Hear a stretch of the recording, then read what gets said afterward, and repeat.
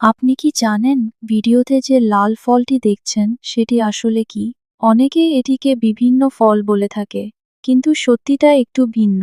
আসলে এটা হলো কফি ফল। এই ফলের ভেতরেই লুকিয়ে থাকে সেই কফির বীজ, যেটি দিয়ে তৈরি হয় আপনার প্রতিদিনের প্রিয় এক কাপ কফি। এটির নাম কফি চেরি বা কফি ফল। প্রতিটি পাকা ফলের ভেতরে সাধারণত দুটি কফি বীজ থাকে। সংগ্রহ করার পর সেই বীজ ধুয়ে, শুকিয়ে এবং ভেজে তৈরি করা হয় কফি। বিশ্বে সবচেয়ে বেশি কফি উৎপাদন করে ব্রাজিল, এরপর রয়েছে ভিয়েতনাম, কলম্বিয়া, ইন্দোনেশিয়া ও ইথিওপিয়া। কফির দাম নির্ভর করে এর জাত, মান, উৎপাদনের এলাকা এবং আন্তর্জাতিক বাজারের চাহিদার ওপর।